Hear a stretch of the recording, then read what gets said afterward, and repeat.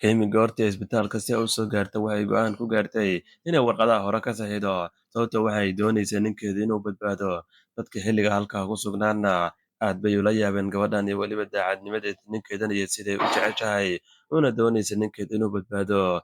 Dhakhtarka ayaana xilligaas u sheegay qalliinka inuusan ahayn mid fudud xilligaas loo sheegay inay ka fikirto, laakiin Kemi waa ay diiday warqadiina waa ay saxiixday. Go'aankaas yarka ah ee gabadha qaadata ayaana wuxuu noqday mid ka mid ah nolosheedii tii ugu xanuunka badneed ee weliba burburisay. Soo dhawaada saaxiibayaal, waa walaalkiina Barkad oo maanta inii wada qiso aan rajeynayno inaa cashiro badan aad kala bixi doontiin. Waxaad naga hubisaa inaad muuqaalkan like saartid, channelka hadaad ku cusub tahana subscribe yarta ha ka hilmaamine oo u shaqdo isaga sii. Aad baad u mahadsantahay haddii intaasi aad samayso, hana hilmaamin channelka labaad inaad soo booqatid qaybta commentiga hoose ayuu yaalahay.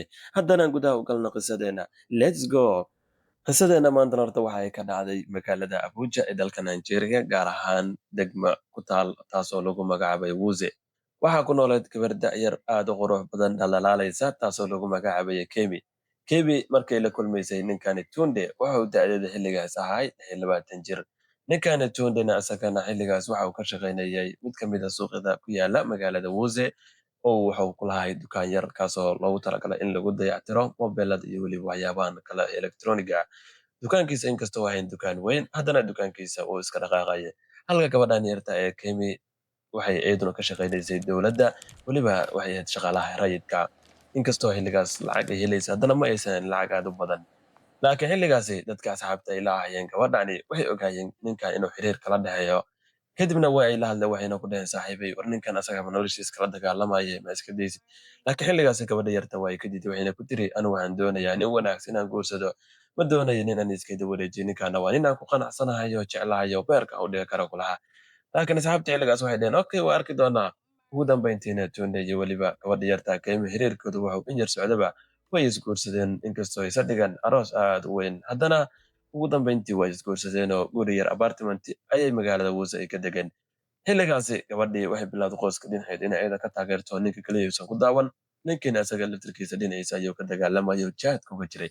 Si kastaba ha ahaatee waqtigu iyo waayuhu waa uu gurmay. Ninkii ganacsigiisa wax yar waa u sara kacayo lixaajeeda ayaa garab ka taagneede. Ayadana sanad markii ay kasoo wareegatana waxa ay dhashay wiil yar oo aad u qurux badan. Kaliya kuma ekeene sanadkii labaad haddana mar kale gabar kale oo qurux badan ayuu dhashay. Ninkiina ganacsigiisa isagana laftirkiisa waa uu sii ballaaranay oo xitaa dukaan electronic weyn ayuu furtay oo mobilada iyo weliba waxyaabahaas lagu keeno. 5 sano markii ay kasoo wareegatay guurkooda oo 2 ilmo ay u joogaan ninkan dukaan weyn ayuu yeeshay. 7 sano maray kasoo wareegatana ninkii baabuur qaali ayuu gatay oo SUV-ga oo ninkii miskiinka ahay waaba ka tegay ninkan nin ganacsada ayuu noqday isagoo xilligaas abaalgooni xaaskiisa waaya. Tan kale xaaskiisa ayadana shaqadii ay dowladda ka hayso way iska daysay maadaama hadda ninkeeda oo uu noqday nin milyaneer oo hanti fiican u haya. Kadibna qoyskii waxay kasoo gureen guriga yarka apartmentiga iyagoo guri aad u weyn kiraystiyo. Laakiin noloshu mararka qaar inkastoo farxaddaas haddana ay ku noolaayeen ma aysan noqon mid sii waarta. Maalin maalmaha ka mid ah ninkii lagu magacaabay Tunde isagoo iska jooga dukaankiisa weyn ee u kala socda ayuu wuxuu dareemay xanuun. Kaliya xanuunku wuxuu ku bilowday marka hore daal, kadib madax xanuun, kadibna ilaa ugu dambeyntii jawigu isbedelayo maalin isagoo dukaankiisa jooga oo dhulka ku dhacay. Dhinaca isbitaalka ayaana loola cararay, laakiin markii isbitaalka la geeyay baaritaan lagu sameeyey, dhakhtarka ayaa xilligaas wuxuu sheegay ninkan xaaladiisa inaysan wacnayn oo keliyihiisu ay hoos u sii socdaan haddana loo baahay in laga gaaro. Xilligaasi wuxuu dhakhtarka marka hore sheegay in daawooyin la sii karo, laakiin daawooyinka haddii ay wax ka tiri waayaan ninkan loo baahanyaa in loo helo keli loogu beddelo keliyihiisa maadaama keliyihiisu ay wacneen. Kimina xilligaas waxay dhakhtaradii ka codsatay in ninkeeda si walba loogu badbaadiyo iyadoo xilligaasi dalbatay in wax walba iyada ay bixinayso. Si kastaba ha ahaatee dhakhaatiirtii waxay la dadaaleen ninkii. Dhinaca kale gabadhii ayadana Tunde habeenkii ninkeeda kama aysan ag tagin oo garabkiisa ayay ka muuqatay iyadoo xilligaas dhahaysay gacaliye insha Allah way caafimaadaysaa aniga ayaana garabkaada taagan. Isagana xilligaas waxa uu ku habaaqay ma doonayo inaan xilligaani dhinto, laakiin iyada xilligaas waxay tiri maya aniga ayaa garabkaaga taagan gacaliye hana walwalin. Si kastaba ha ahaatee gabadhiisi habeenkii halkaas ka tagtay ilmaheedii guriga ha ugu laabato, subaxnimadiina dib ha isaga soo laabato oo isbitaalkii ayay dib u timid si ay bal ninkeeda xaaladiisa ula socoto. Si kastaba ha ahaatee dhakhaatiirtii horta waa ay la dadaaleen oo ninkani wax walba way ku dayeen, daawooyinkii waa ay siiyeen. Laakiin xilligaasi war ay ka nahday ayay xilligaas u sheegeen, waxayna xilligaasi ku wargeliyeen in ninkani kiniiniyinka hadda aysan wax ka tari karin, haddana loo baahan yahay in ninkani uu helo kili in loogu beddelo. Micnaha kili in ninkani la siiyo waaye. Xilligaasi gabadhii waxa ay ku wargelisay dhankaasi waalidiintiisii si iyaga laftirkooda ay isbitaalka u imaadaan oo waxay wargelisay hooyadiis iyo weliba walaalkiis iyo walaashiis isaga la dhashay iyagana isla markii arrinkaas loo sheegay isla markiiba dhanka isbitaalka ayay usoo carareen goortaysa saas bay isbitaalka usoo gaareen warkii ayaa lagu dhoobo lagu yiri wiilkina xaaladiisa ma wacna waxaana loo baahan yahay in si degdega loogu helo keli si ninkaani loo badbaadiyo weliba haddaysan hayna ogow ninkani sidaas ayuu ku jiida doonaa maamadiisa marka intaasi maqash aad bay uga murugootay sidaasoo kale qoyska iyo qaraabada iyo dhammaan isbitaalka isugu yimidba aad bay arrinkan uga murugoodeen maadaama ninkan uu keliya ahay wixii qoyska oo idil ugu taagnaaba sababta qoyskan oo idil ninkan ayaaba dusha u saarta oo wax walba ka bixi jiray laakiin marka hadda xaaladan ay soo wajahday wax walba faraha ay ka baxeen maamadan xilligaas kulaha waa halkii wiilaan haysto waa halka wiilaan ku daydo weliba wax walba ii sameeya dhanka kale walaalkiisa laftirkiisa xilligaas waa uu joogayo dhinaciisa ayuu ka hadimaya walaashiisna yaan laftirkeeda aan ka reebin oo ninkani garab badan ayuu gabadha walaashiis ka soo qaatay inuu ayada maanta heer fiican ay gaarto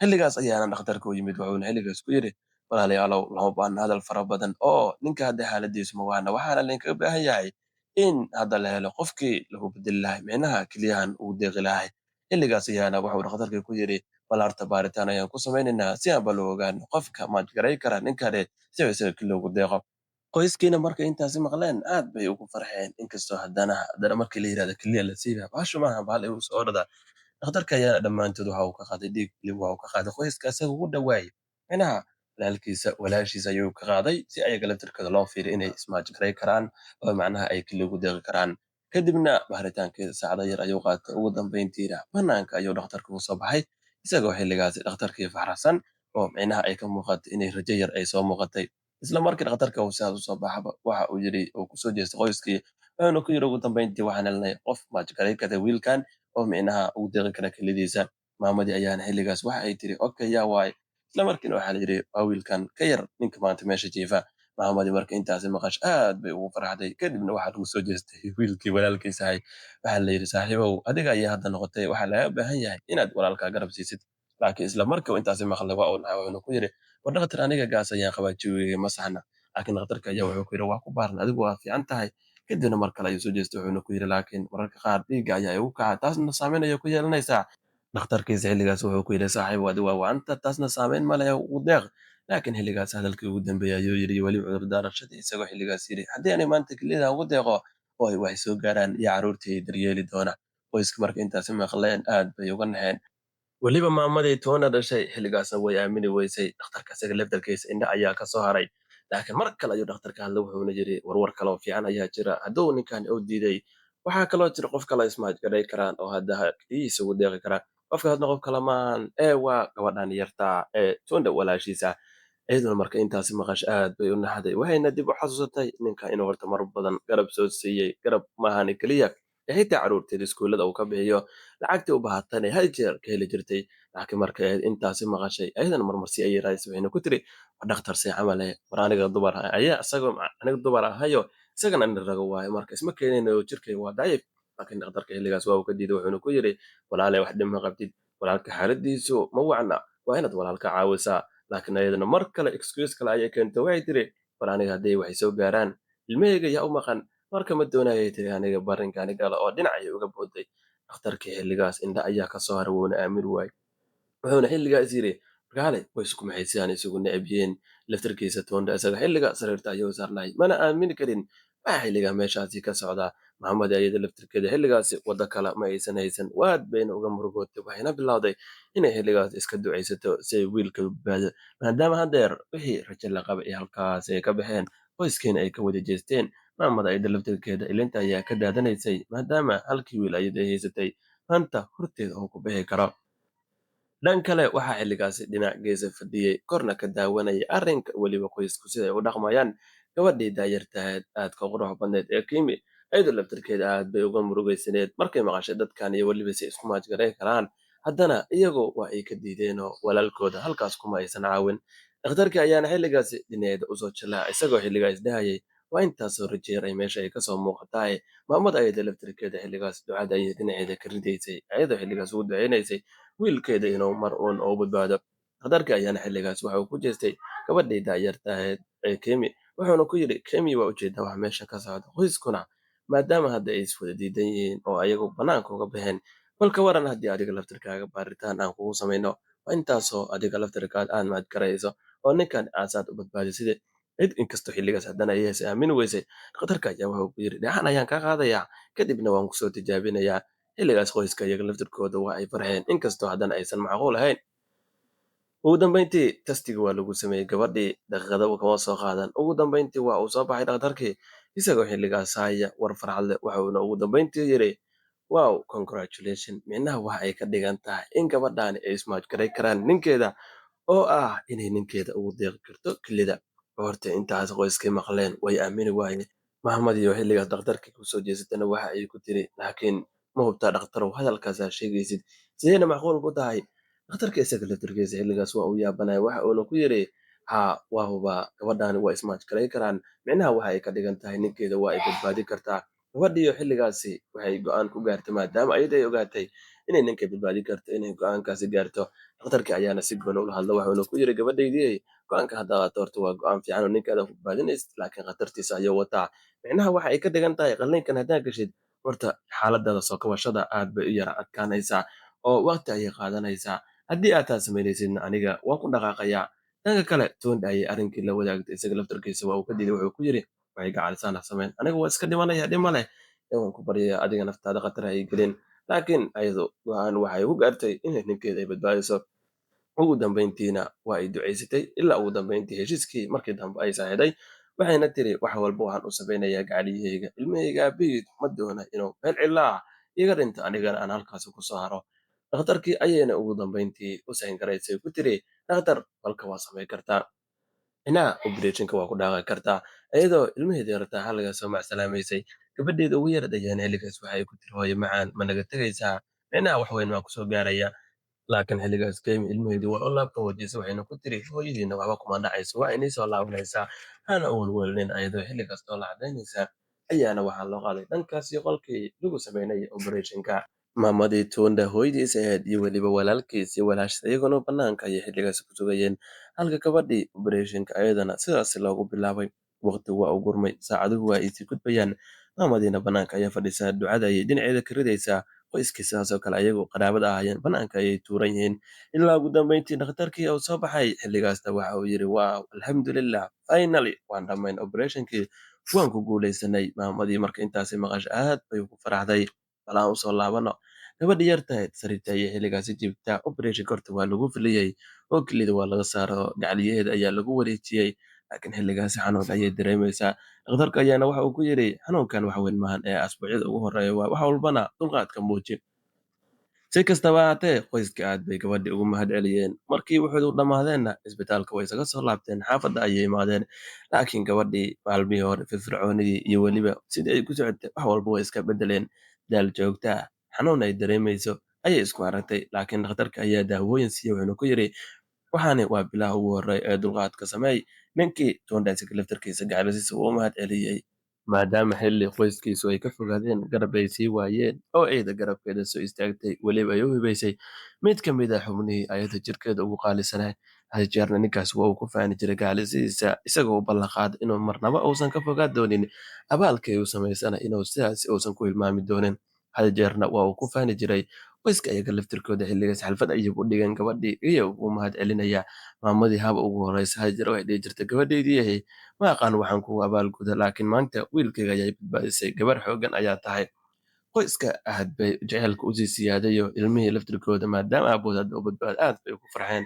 Laakiin jacaylkaasi iyo weliba noloshaasi qurux badan ma aysan noqon mid sii waarta, macnaha sii socota. Balse aan u ogaana siday wax isku qaldeen, aan bal dib mar kale usoo wareegin. Horta gabadhan markii qalliinka lagu soo sameeyey wax walba loo soo dhameeyey, dhakhtarka hore wuxuu ugu xusay in markii qalliinkan lagu sameeyo laga yaabo in xanuunka iyada uu ku daba dheeraado.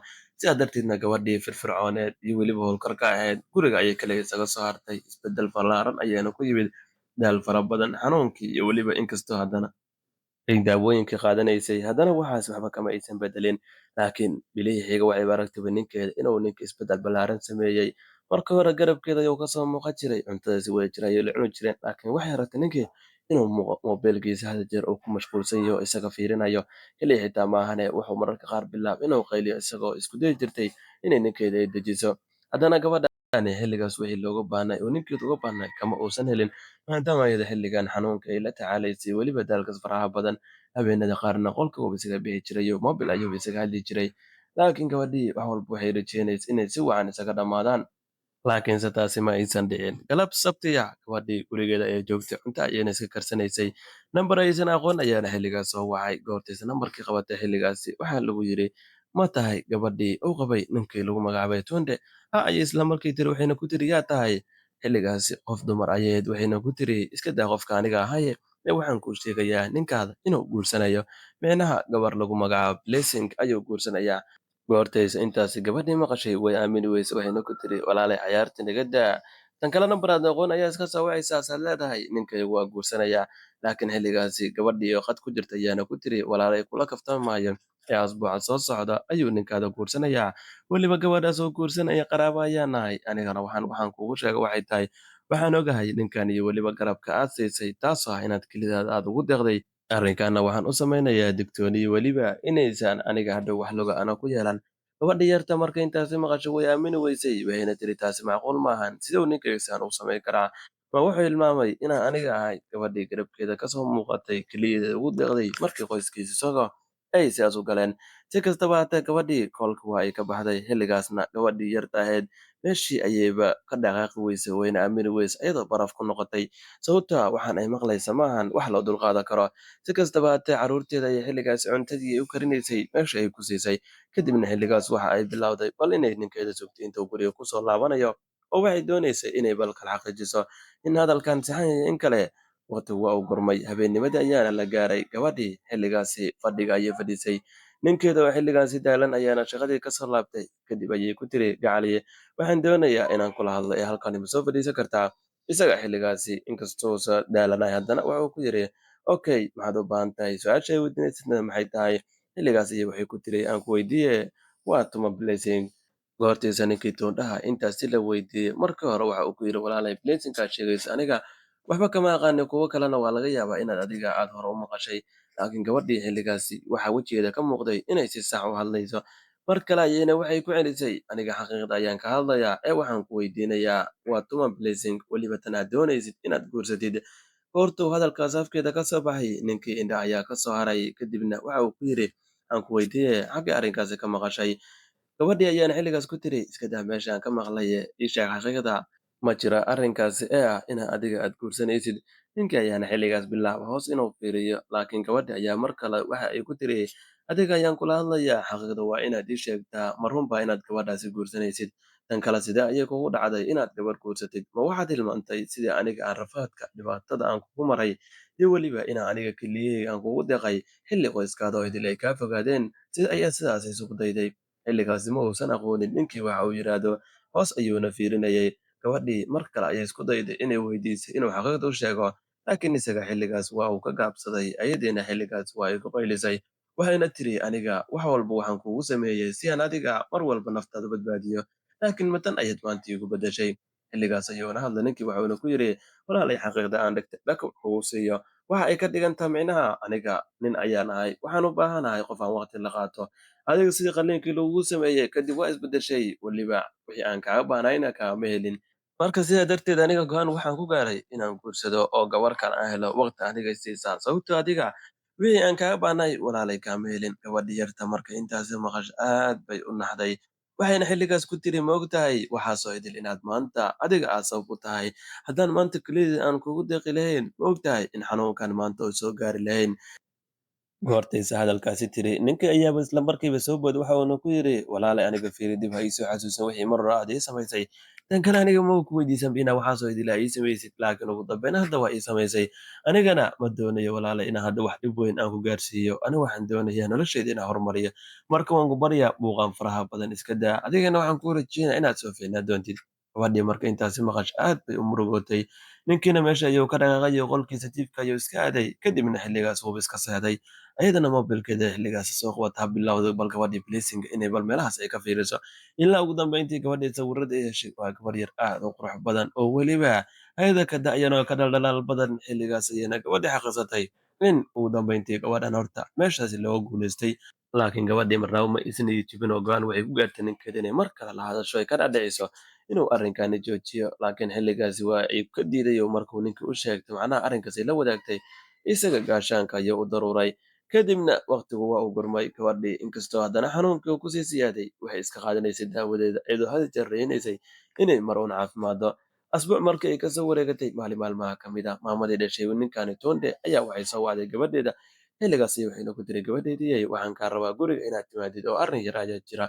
Ayadiina firdigaa soo tiraahdo guriga ayayna xilligaasi timid, waxayna halkaas ugu tagtay ninkeedii macnaha Tunde iyo weliba maamadii iyo weliba laba kaloo isaga eedadiis ugu beegan iyo weliba nin kaloo adeer ah. Xilligaas maamadii gabadhii waa ay soo dhaweysay, ku tiri, gabadhaydiyey soo dhawow, horta aad baan ugu faraxsanahay inaad maanta halkani aad timaadid oo weliba aad kasoo muuqatid. Tan kale waan kaaga mahadcelinayaa sida wanaagsan aad ninkeyga aad ugu deeqday, ninkeyga maana astaghfirullah waxaan ka wadaa wiilkayga dheh, saa ugu deeqday kelida waan kaaga mahadcelinayaa, garab fiican waa soo siisay iyo weliba qalliinkii. Inkastoo adiga hadda xanuunku kuu dambeeyo, waxaan kuu rajeynayaa inaad dhowaan aad soo caafimaadi doontid. Laakiin gabadhaydiyey maanta halkani waxaan kuugu wacay wax kale maahan ee waa ogtahay wiilkayga maalmahan wixii adiga uu kaa baanay kama uusan helin, marka waxaan go'aan ku gaaray in wiilkay gabar kale aan ku daro. Gabadhay goortii intaasi maqashay aad bay u naxday, ninkeeda ayay jallaaday. Wax isbeddela ma uusan samayno, beenaha waxa ay ka dhigan tahay inuu isagu laftarkiisa uu ku faraxsan yahay. Gabadhii markay intaasi maqashay aad bay u naxday, kadibna xilligaas waxay bilowday inay hadasho. Weliba hadal tirtiriah maahan ee waxay bilowday inay si toos u hadasho, waxayna ku tiri, Tunde, haddii adiga sidaan horta aad go'aansatay, saaxiibow adiga ayaa joos ka leh. Haddii aad qorshaysay inaad guursatid, aniga waxba kuma dhahaye. Maamadiina xilligaasi aad bay ugu farxday hadalkaas inay maqasho, inkastoo haddana xilligaas aysan ka filayn. Oo waxaa la rajeynayay gabadha inay qayle iyo buuq samayso, laakiin taasi ma aysan dhicin. Laakiin gabadhii keliya arrinka hadalka kuma aysan joojine, ee xitaa xilligaas ninkii ay kusoo jeestay waxayna ku tiri, saaxiibow tartiibtaada iska guurso, aniga wax weyn agteyda kama aha. Laakiin ani adiga la soco, maanta ayaana isku haya dambaysa. Micnaha waxay ka dhigan tahay anigana halkaas ayaa igu furaysaa, mar dambe isma sheeganayno oo gurigaana waa kaa guurayaa, ilmahaygana hore ayaan u kaxaysanayaa. Goortuu tuuri intaasi maqla isaga laftarkiisa waa uu aamini waaye maamada iyada laftarkeeda qoyskii meesha joogay. Kadibna gabadhii xilligaasi faraanti yar oo gacanteeda ku jiray ayay xilligaasi kafarteeda ka soo saartay, kadibna miiska ayay u saartay, waxayna ku tiri, ani adiga wax nolosha nagama dhexeeyo, waana ogahay in aad mar uun ii soo laaban doonto, weliba adiga oo tan ka liita. Tan kalena aad soo ogaa doontid inaad maanta halkan aad ku lumisay wax aad u qiimo badan. Gabadhiina faraantigii markay halkaa u saartay, albaabka ayay xilligaasi ka dhaqaaqday oo bannaanka uga baxday. Xilligaasi ma aysan jirin qof barya oo dhah war soo laabo, oo maamada iyada laftarkeeda xilligaasi, inkastoo qoyska meesha dhoobna ayagu laftarkooda ay la yaabeen iyo weliba sidii cajiibka ay gabadhu u hadashay. Ninkii Tunde xilligaas farxad ayuu dareemayay, isagoo isaga laftarkiisa faraxsan ayuuna meeshii ka dhaqaaqay. Isla bishaas gudaheedana gabadhii yartaad ee Blessing ayuu sidaas u guursaday. Goortuu guursaday, noloshu waxay ahayd mid aad u wacan, waa sida isaga uu rajeynayay. Gabadhan yarta uu soo guursaday ee Blessing-kana iyada waxay ahayd gabdhahan micnaha lacagaha aadka ugu waalan. Mar walbana waxa cusub ayay iska dalban jirtay, isagana kama uusan diidi jirin. Hoteelada ayay iska aadi jireen, maqaayadaha waaweyn, waqti qurux badan ku qaadan jireen. Sawiradoodana social media ayay saas isaga soo firdhinayeen. Laakiin noloshaasi ma aysan sii noqon mid ay iska sii daba ordaan. Bal dhan kale horta aan u soo laabano. Gabadhii yartayd ee Kimi, horta guriga waa iga guurtay oo guri yar ayay iskaga degtay oo xoogaa yar lacag ayay haysatay, bilowday nolosheeda inay ku horumariso. Dhan kale shaqadii dowladda waa ay ka tagtay. Hadda waxay go'aan ku gaartay inay meel maqaayad yar iska furato si macnaha ay nolosheeda isaga wadato, ilmaheeda ay u biisho, ninkiina maadaama meel cidla ah uga tagay. Si kastaba ha ahaatee gabadhii marnaba isma aysan dhigan, noloshii waa u dhaqaaqday. Ganacsigii yarka ahay dad badan ayaa wax ka iibsaday, ilaa ugu dambeyntii ay ka heshay wax iyada iyo ilmaheeda iyo kirada ay isaga dhiibi karto. Bal dhan kale saaxiib horta aan u soo laabano. Gabadhii Blessing iyo weliba ninkeedii gacaliyaheedii Tunde, noloshu waa ay dhaqaaqday, waa ay socdeen ilaa galab galbaha ka mid ah ninkii uu guriga ku soo laabtay.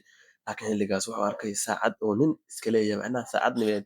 Xilligaas ayuuna gacalisiisa weydiiyey qofka saacadan iskale, iyadana xilligaas waxay u sheegtay inay ayada leedahay.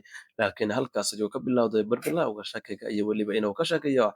Maalmihii xigana ninkii waxa uu ogaaday xilligaani in gacalisiisa khiyaano weyn ay ku wado oo ay ka dhigan tahay inay nin kale ku dul wado. Dagaalka iyo qaylada halkaas ayay kasii kacday oo waxaa halkaasi laga dareemay qoyskii inay aad isugu dhaceen, farahana ay ka baxeen, ilaa ugu dambeyntii maalintii ay isugu buuqayeen ee gabadhii Blessing ay ninkii ku tiri hadal qalbigiisa taabtay, taasoo ah, ani ma doonayo inaan noqdo sidii tii hore ee doqonta ahayd ee keligeeda ku deeqdo inaad meel cidla ah igu tuurtid.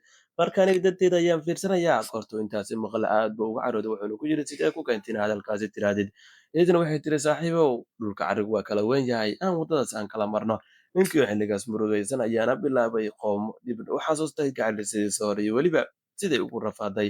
Wuxuuna sidaas oo kale xasuustay hadalkii ugu dambeeyey markay faraantii ugu siibaysay ahayd, "Maanta waxaad lumisay wax qiimo badan, laakiin waa hubaa inaad baroonayso laba doonta adigoo weliba cabaadaysid." Ninkii wixii maalinkaasi ka dambeeyey aad buu uga murugooday, Blessing-kina halkaas ayay uga dhaqaaqday oo nolosheeda lifestyle-ka quruxda badan ayay dhinaceeda ka raacday. Oo micnaha nimankii kale oo ninkan ay ku dul waday ayay dhinaceeda kasii raacday oo ma doonayn noloshan mugdiga inay kusii dhex jirto. Ninkiina xilligaasi waaga ayaa ku baryey, wuxuuna xaqiiqsaday inuu horta qalad weyn galay noloshiisa. Weliba gabadhii nafta u hurtay ee wax walba u samaysay inuu maanta meel cidla ah uu ku tuuray. Xilligaas ayuuna bilaabay inuu aad uga murugoodo arrinkani, xasuus ayuuna dib ugu soo celiyey, weliba bilihii hore ee gabadhan u rafaadaysay. Wuxuuna dib u xasuustay xilligii gabadhii u ducey jirtay, xilligii isbitaalka ay joogtay, weliba qalliinka dartiisa u martay, iyo weliba habeenadii badan ay soo jeeday oo si uu ninkani keliya u badbaado. Laakiin markuu intaas xaqiiqsaday ayuu mar kale wuxuu ogaaday inuu horta qalad weyn uu ku dhacay, weliba iyada qalbigeeda uu jebiyey. Go'aanna waxa uu ku gaaray inuu gacalisiisa mar kale dib u soo ceshto, maadaama qalad weyn uu ka galay. Wixii intaasi ka dambeeyana waxa uu galay baadigoobka gacalisadiisa. Waqtigu mar kale waa u gurmay ilaa ugu dambeyntii loogu sheegay gabadhii inay maqaadir magaalada ku leedahay iyo weliba loo sheegay meesha ay ka shaqayso. Subax Sabti ah ayuuna ninkii soo dhaqaaqay toosna u soo aaday meeshii gabadha yarta ee deganeed. Goortiisa uu sidaas goobtii u soo gaaray, wuxuu halkaasi ku arkay in horta gabadhu degan tahay guri yar oo aad u qurux badan iyo weliba maqaayad yar ugu hor furan tahay. Xilligaas ayuu geesaha jaleecay, wuxuuna xilligaasi arkay labadiisa ilmood oo xilligaasi meel yar beer iska waraabsanaya. Gabadhii yarta qiimaheeda laftirkeeda markay aragtay way aamini weysay ninkan iyo weliba sida degdeg ah u soo laabtay. Kadibna gabadhii ayuu si gooni ula hadlay, wuxuuna ku yidhi, "Walaalay dhegeyso, horta waan ogahay qalad weyn ayaan kaa galay." Isagoo xilligaas jilba jabsaday, wuxuuna ku yidhi, "Kaymi, maanta waxaan soo xaqiiqsaday qiimaha adiga aad leedahay iyo weliba waxaan xaqiiqsaday inaan qalad weyn galay. Qalad weyn ayayd in adiga aan kaa fogaado." Isagoo xilligaas ilintu ay ka daadanayso, wuxuuna yidhi, "Maanta waxaan rabaa inaan ku baryo cafis aan ku weydiisto maadaama qalad weyn aan galay." Tan kale xilligaasi aniga indhaha ayaa i daboolnay, micnaha jacaylka gabadhaas kale aan qabo ayaa i qaaday. Waxaana sidaas oo kale nolosha yarta iyo raaxada ayaa i daftay. Waan ku baryaa, waxaan maanta u imid inaan cafis aan ku weydiisto. Noloshii aan kaa burburiyey ayaan doonayaa mar kale inaan dib u dhiso. Waan ogahay noloshaydii inaad badbaadisay, laakiin aniga meeshii aan rabay inaan si wanaagsan aan kugu beddelo, si khaldan ayaan kugu beddelayo. Gabar kale ayaan kaa doortay. Marka waan ku baryayaa inaa waxaan doonayaa maanta i cafisi." Gabadhii Kimi xilligaas ninkii ayay jaleecday, weliba indha xanuun leh. Sababtay sidaas ugu eegaysa waxay markaa dib u xasuusinaysay ninkii rafaadka, dhibaatada, wax walba ay u soo martay oo maanta horteeda fadhiya. Waa ninkii meel cidla uga dhaqaaqay ee gabar kale ka doortay. Dhibaatada ay dilna isaga dartiisa u soo gaartay. Ninkii oo mar kale hadalkii dab ayaana ku yidhi, "Gacaliso waan ku baryayaa, iska kii cafi maanta. Cafis ayaan kaa soo doontay." Dadkii xilligaas maqaayadda xitaa dhoobnaa iyagu laftirkooda waa ay la yaabanaayeen ninkan weyn ee jilba jabsan ee gabadha hoos fadhiya. Laakiin xilligaasi gabadhii ayaa hadashay, waxayna ku tiri, "Aniga hore ayaan kuugu sheegay inaad dib iigu soo laaban doontid, laakiin hadalka xaqiiqda ah aan kugu daro wuxuu ahay inaad maanta wax qiimo ah lumisay. Tan kale Tunde, aniga kaliya waan kugu deeqay, waa sax. Adiga dartaa ayaan daciif u noqday, waa sax. Wax walba adiga dartaa ayaan u sameeyey, laakiin adiga maxaad iigu beddeshay?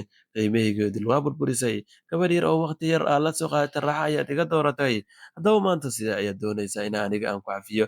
Laakiin xilligaas wuxuu ku yidhi, "Walaalay, waan qaldamay. Dadkan hortiisna waxaan kaa ballan qaadayaa inaysan mar dambe arrinkaas ay soo laabaneyn, ee maanta cafiskaada ayaan u baahanahay inaad iska kaa cafisid." Gabadhii ayaana xilligaas hadashay, waxayna ku tiri, "Saaxiib, horta xaqiiqda aan kuu sheego, maalinkii guriga aniga aan ka soo baxayay ayaanba ku cafiyey, sababtoo waxaan diidanahay haddaan qalbigaan ku sii haysto aniga ayuu i dilayaa, oo mar hore ayaan ku cafiyey. Laakiin noloshii markii hore ogow mar dambe dib uma soo laabanayso. Micnaha waxay ka dhigan tahay ani adigu waan kala dhimanay." Xilligaas ayuu ku yidhi, "Laakiin walaalay waan isbeddelay. Aniga isbeddel ballaaran ayaa la imid. Maantana waxaan kugu ballan qaadayaa adiga iyo carruurtaada inaad nolol qurux badan aad ku noolaa doontiin, ee waan ku baryayaa mar uun ii oggolaaw noloshaada inaan dib ugu soo laabto." Laakiin gabadhii waxay tiri, "Maya, taasi maahan mid dhici doonta. Aniga adigana wax xiriir nagama dhexeeyo. Xiriirkeena waa dhammaaday. Ilmahaasna aniga ayaa korsanaya oo xitaa wax lacaga kaama baahni. Ee waan ku baryayaa dadkaas maqaayadda ii taagan ha iga mashquulin. Waxaan kaaga baahanaa inaa halkaas iga dhaqaaqdid." Tunda wax walba wuu isku dayay, laakiin taasi ma aysan dhicin. Mid dhacda gabadhiina meeshii ayay ka dhaqaaqday oo maqaayadeeda dib ayay ugu laabatay. Waxayna tiri, "Marnaba aniga adiga isma arki doono." Tunde hadalkaas maqlitaankiisa wuxuu uga midhignay isaga oo waran xilligaasi laga geliyey wadnaha oo halkaas uu ku geeriyoodo oo kale. Isagoo xilligaas murugaysan ayuuna meeshii ka dhaqaaqay, gabadhiina shaqadii ayay iska laabatay. Asxaabay, horta sheekadan horta halkaas ayay kusoo gabagabowday. Horta bal aan weydii, cashir maxay ayaa is leedahay sheekadani waa ay kaga baxday? Mararka qaar dadka istiraajir naftaada u hibey ayaa mararka qaar kugu noqda kuwa noloshaada burburiya. Bal fikirkaada commentiga nagula wadaag, qisadana cashirkaad ka baratay nala wadaag. Walaalkiin barqadooda leh nahow inaad muuqaalkan like saartid, channelka dadka cusub tahay subscribe ta naga hilmaamino nolosha qisasagasi channelkeena waadna soo booqo qisooyin cusub ayaa halkaasi dhoobane wala iyagana iska soo daawo aad baad u mahadsan tahay sidaas iyo amaan allah wassalaamu calaykum waraxmatullaahi wabarakaatu